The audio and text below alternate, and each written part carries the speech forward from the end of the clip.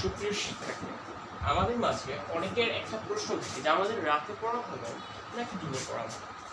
তো আজকে আমরা দেখবো এবং কনসেপ্টটা এটা বুঝবো যে আসলে আমাদের রাতে পড়া ভালো নাকি দিনে। আচ্ছা, শুরুতে রাতে পড়ার মানেটা আমরা কি বুঝি যে সচরাচর 12টা থেকে মনে করো 4টা বা 5টা পর্যন্ত, এটা হচ্ছে আমরা বোঝাই রাতে পড়া। আচ্ছা, আর দিনে পড়াটা আমরা কি বুঝাই? মনে করো ভোর 4টা থেকে 5টা, ভোর 4টা 5টা থেকে রাত সকাল মনে করো 8টা 9টা বা 7টা, যাই একটা ধরো। তো এটা হচ্ছে আমরা বুঝি রাতে পড়া, আর এটা হচ্ছে দিনে পড়া বুঝি। তো এটা ডে আর এটা হচ্ছে নাইট। আচ্ছা, তো আমরা দেখি আমরা রাতে যারা পড়ি আমাদের যুক্তিটা, যারা রাতে পড়ি তাদের যুক্তিটা হচ্ছে এরকম যে আমরা যখন পড়তে বসি সবাই ঘুমে থাকে। এর মানে কি যে এনভায়রনমেন্ট হচ্ছে একদম বলতে গেলে পিসফুল, ক্লিয়ার, কোনো সারা শব্দ নাই, এনভায়রনমেন্ট ক্লিয়ার।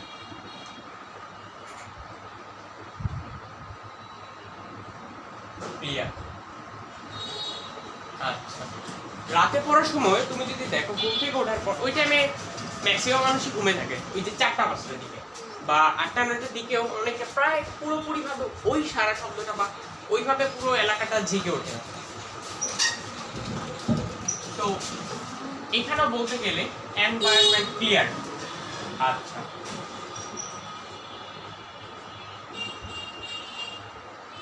ক্লিয়ার, ঠিক আছে, দুটোতে এনভায়রনমেন্ট ক্লিয়ার আছে। Point number 1। আর কি দেখা যায়?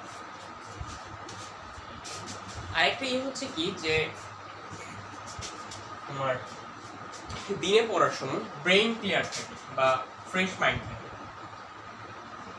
ফ্রেশ মাইন্ড যেটা ওইখানে থাকে না। আচ্ছা, ফ্রেশ মাইন্ড এখানে থাকলে এখানে কেন থাকে না?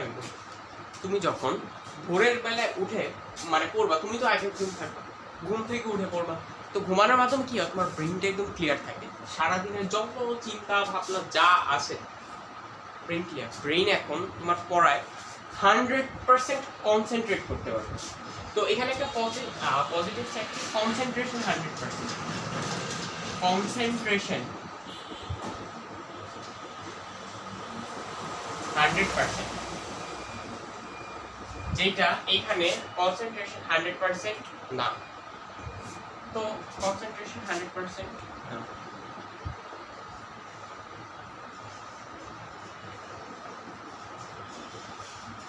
লেস দেন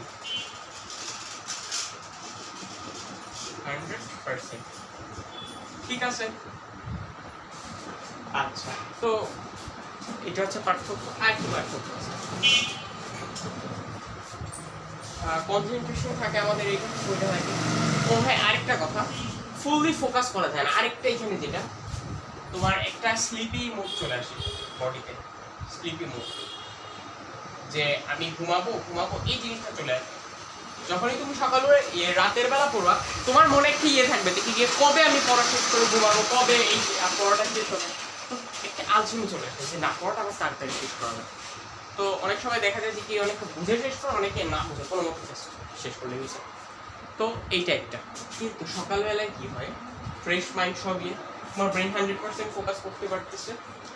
এর মানে যে কি গিয়ে পড়াটাও ভালোভাবে মনে হয়। আচ্ছা, তো আমরা দেখি এখানে আমরা একটা পেলাম, দুইটা পেলাম। এটা তো নেগেটিভ সাইড যে 100% কনসেন্ট্রেট করতে পারতেছে না, বাট এখানে পারতেছে। আর স্লিপি মুড, এটা আমাদের জন্য নেগেটিভ। তো আমাদের জন্য ডে শিফটটাই বেটার। আচ্ছা, এখন আমি বলি আরো কেন বেটার। আমি আমার বাস্তব জীবনের অভিজ্ঞতা থেকে যদি বলি, আমি রাতে, কিন্তু আমি এবার রমজানে কি করলাম, এসএসসি পরীক্ষার আগে সকালে উঠে পড়তে শুরু করলাম। সারাদিন দেখা যায় ভেজাল করে, রাতে পড়তে গেলে একদম পাগল হয়ে যায়।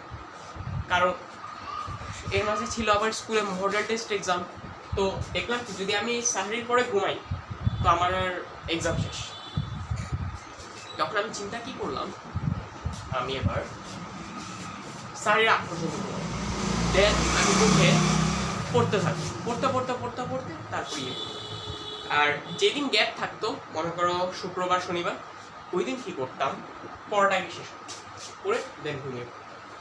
যেহেতু রমজান ছিলাম, তো বেশি অযথা জেগে থাকলে দেখা যায় আলাদা প্রেশার পড়ে, পরে তোমার ঘুম মানে গলা শুকিয়ে থেকে আরও আলসেমি বা অস্বস্তি অনুভব হবে। আচ্ছা, তো পরে কি হলো শোনো।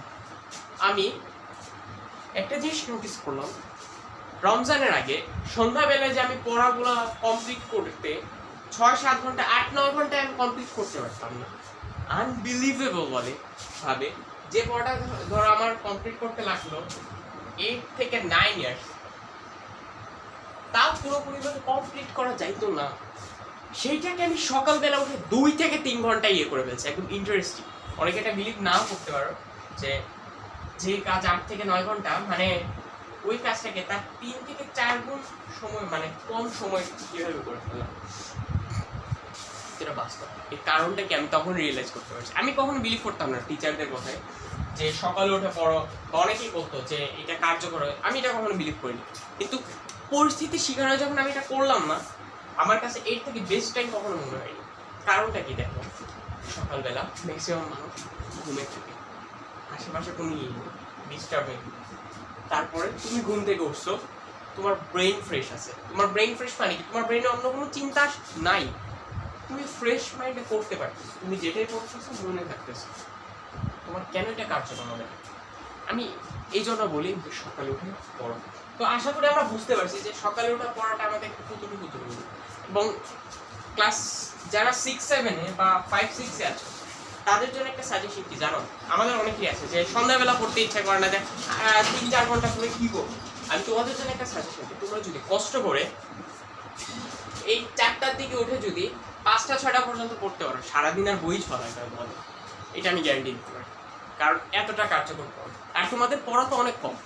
তো তোমরা যদি এই ট্রিক্সটা ফলো করো, সারাদিন তুমি ফোন ইউজ করে ইয়ে করো, খেলাধুলা করে, কিচ্ছু হবে না, তোমার কোনো এফেক্টই করবে না, বাজে করবে না।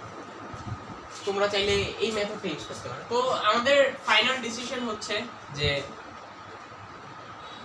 Day is the best time for study.